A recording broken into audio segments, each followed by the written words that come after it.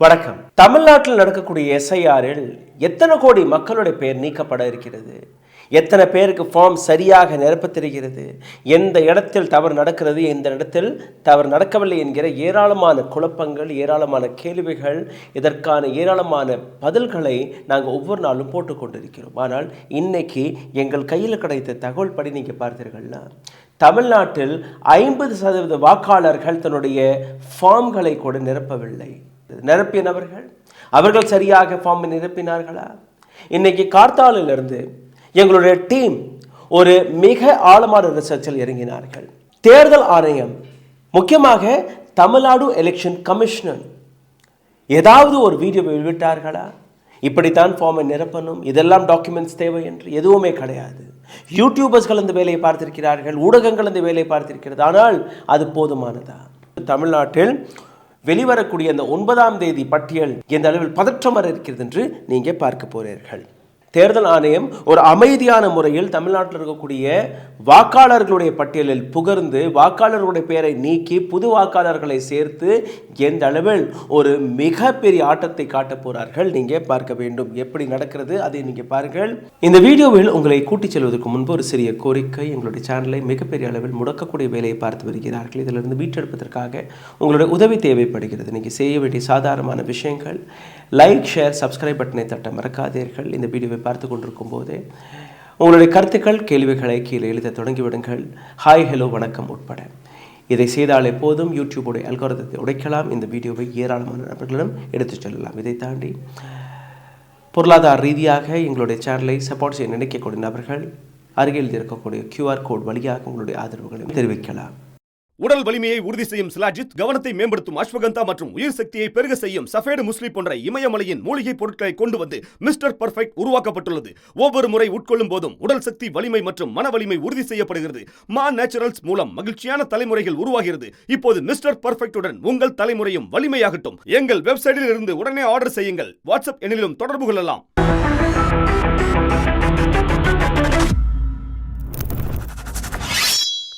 Election Commission of India launched SIR across Tamil Nadu.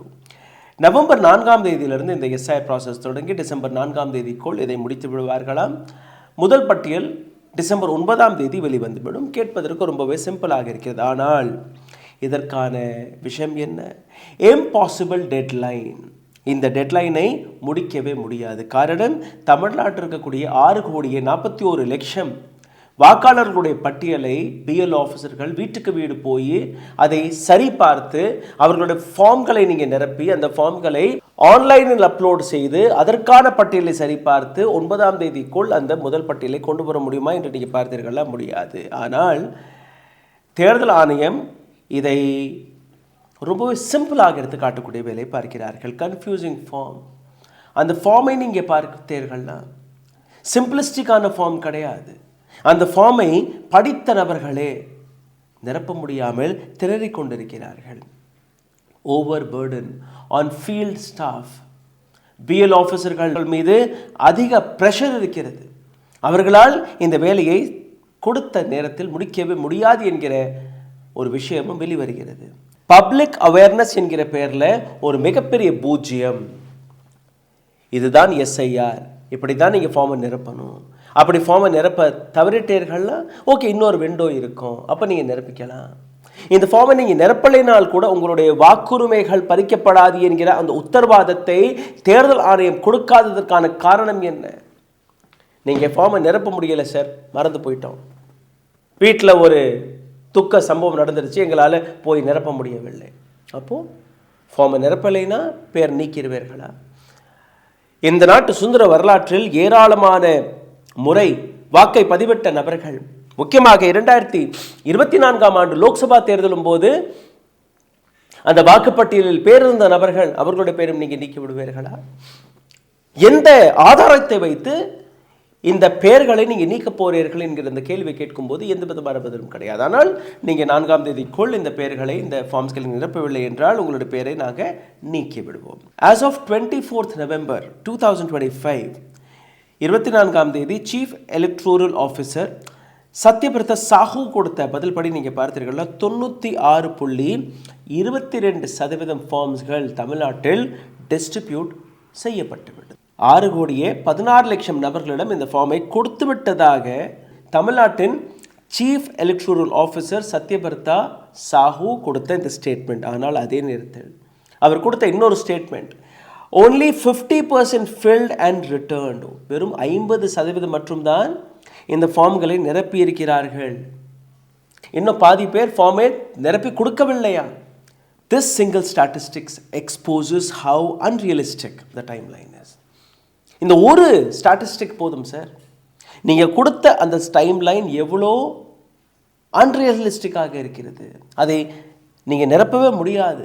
ஒரு மாதத்திற்குள் 6.5 கோடி மக்கள் ஃபார்மை நிரப்பவே முடியாது என்கிற விஷயம். பூத் லெவல் ஆஃபீஸர் மீது இருக்கக்கூடிய பொறுப்புகள் என்ன? டோர் டு டோர் நீங்கள் போகணும், வீட்டுக்கு வீடு நீங்கள் போகணும். அப்படி வீட்டுக்கு வீடு போகும்போது அந்த வீட்டில் யாருமே இல்லாத போது நீங்கள் மறுபடியும் போகணும். 3 முறை ஒரு பிஎல்ஓ ஆஃபீஸர் ஒரு வீட்டுக்கு போகணுமா? உண்மை என்ன, கிரவுண்டில் என்ன நடக்கிறது? எந்த பிஎல்ஓ ஆஃபீஸருமே எந்த வீட்டுக்குமே போகிறதில்ல. ஒரு டேபிளை போடுறார்கள், மக்கள் பிஎல்ஓ ஆஃபீஸரை போய் தேடி அந்த ஃபார்ம்களை நிரப்பணுமா? ப்ரெஷர் அவ்வளோ இருக்குது, அவங்கள நீங்கள் குற்றம் சொல்லவே முடியாது. 6.5 கோடி மக்கள் இருக்கிறார்கள். வீட்டுக்கு வீடு போய் அதெல்லாம் சாத்தியப்படுமா? ஒரு இடத்துலேருந்து இன்னொரு இடம், இன்னொரு இடத்துலேருந்து இன்னொரு இடம். You cannot question them. ஆனால் இந்த இடத்துல நீங்கள் பார்த்தீர்கள்னா, citizens are forced to go to BLO and fill the form by themselves. சரி, இந்த ஃபார்மில் இருக்கக்கூடிய பிரச்சனை அதையாவது பார்த்து விடலாம் என்று எங்களுடைய டீம் ஒரு அலசலை பார்த்தது. செக்ஷன் 2 இதில் இருக்கக்கூடிய ஒரு புள்ளியை பார்த்தீர்கள்னா, part number and serial number are written in the form. 2002 electoral rule areas or 2005 electoral rule urban areas like Chennai. 2005 இருக்கக்கூடிய எலக்ட்ரோரல் ரோல் அல்ல 2002 இருக்கக்கூடிய ரூரல் ஏரியா, கிராமப்புறங்களில் இருக்கக்கூடிய அந்த சீரியல் நம்பர் அல்ல பார்ட் நம்பர் உங்கள் ஞாபகத்தில் இருந்தால் அது எழுதுங்கள். சார், 20 வருடத்திற்கு முன்னாடி, 23 வருடத்திற்கு முன்னாடி யார் எப்போ ஓட்டு போட்டார்கள், எந்த ஃபார்ம், எந்த நம்பர் உங்கள்கிட்ட இருக்குமா? கிடையாது. அப்போது ஒட்டுமொத்த 6.5 கோடி மக்களுமே நீங்கள் பார்த்தீர்கள்னா அவர்கள் இந்த ஃபார்மை நிரப்பணும். இந்த ஃபார்ம் நீங்கள் பார்த்தீர்கள்னா தமிழில் தான் இருக்குது. தமிழ்நாட்டில் கொடுக்கக்கூடிய ஃபார்மில் தமிழில் தான் இருக்குது. அதில் உறவு என்று எழுதும்போது யார் அந்த உறவு? அப்பாவா, அம்மாவா, மனைவியா, கணவரா, குழந்தைகளா? எந்த விதமான தகவலும் எழுதவில்லை. வெறும் மொட்டையாக உறவு எழுதியிருக்கிறது.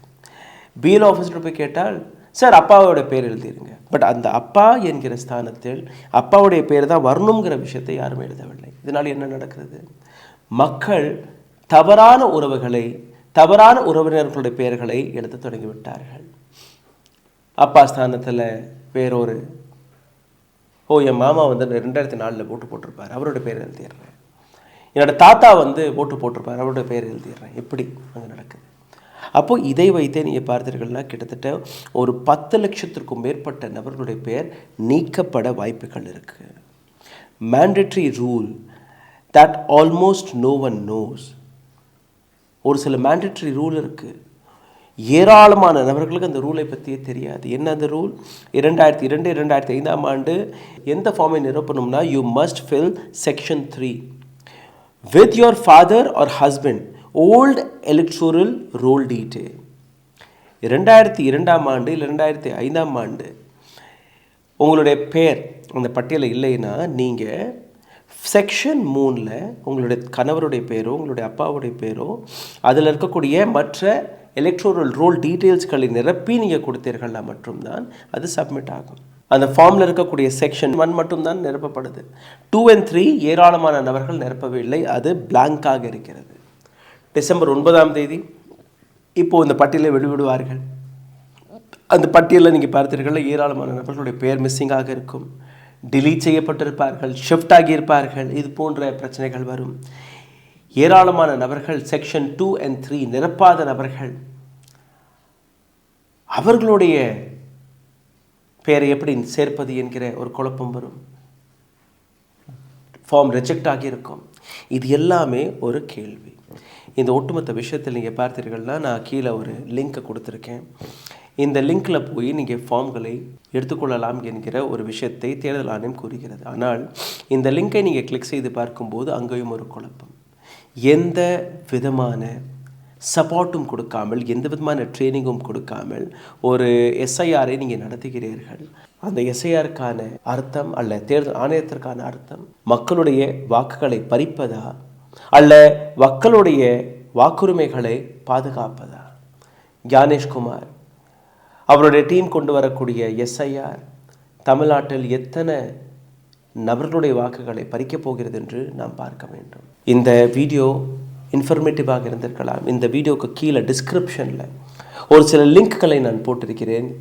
இந்த எஸ்ஐஆர் ஃபார்மை எப்படி சரியான முறையில் நிரப்பலாம் என்கிற விஷயத்திற்காக பல பேர் அந்த வீடியோக்களை போட்டிருக்கிறார்கள். அதிலிருந்து நாங்கள் ஒரு சில லிங்க்ஸ்களை எடுத்து கீழே போட்டிருக்கிறோம். தமிழில் இருக்கிறது, தயவு செய்து போய் பாருங்கள். இதற்கு மேல் நீங்கள் ஃபார்மில் நிரப்ப போகிறீர்களா இல்லை அதில் இருக்கக்கூடிய சந்தேகங்கள் இருந்தால் அதிலிருந்து நீங்கள் தெரிஞ்சு கொள்ளலாம். இப்போதைக்கு இருக்கக்கூடிய பிரச்சனை, தமிழ்நாட்டில் ஏராளமான நபர்களுடைய பெயர் சேர்க்கப்பட இருக்கிறது, ஏராளமான நபர்களுடைய பெயர் நீக்கப்பட இருக்கிறது. கொடுக்கப்பட்ட 6,16,00,000 ஃபார்ம்களில் நிரப்பி ரிசீவான ஃபார்ம்ஸ்களுடைய எண்ணிக்கை வெறும் 50% மட்டும்தான். It's a very serious and concerning thing for Tamil Nadu. இந்த வீடியோ உங்களுக்கு பிடித்திருந்தால் இதை பகிருங்கள். இந்த சேனலை பற்றி, இந்த வீடியோவை பற்றின உங்களுடைய கருத்துக்களை, கேள்விகளை கீழே கமெண்ட் பாக்ஸில் எழுதிவிடுங்கள். இதை தாண்டி லைக், ஷேர், சப்ஸ்கிரைப் பட்டனை தட்ட மறக்காதீர்கள். அருகே எழுதியிருக்கக்கூடிய UPI ID வழியாக உங்களுடைய ஆதரவுகளையும் தெரிவிக்கலாம். நன்றி, வணக்கம். ஊடகம் கார்ப்பரேட் அரசியல்வாதிகளின் கைப்பாவையாக அடிமைகளாக இருந்தது போதும். இனி சாட்டை எடுத்து சுழற்றும் நேரம் வந்துவிட்டது. ஊடகம் பொதுமக்களாகிய உங்களுக்காக, உங்களாலேயே இயக்கப்பட வேண்டும். ஊடக சுதந்திரத்திற்காக உங்களின் பங்களிப்பை இன்றே அளித்திடுங்கள்.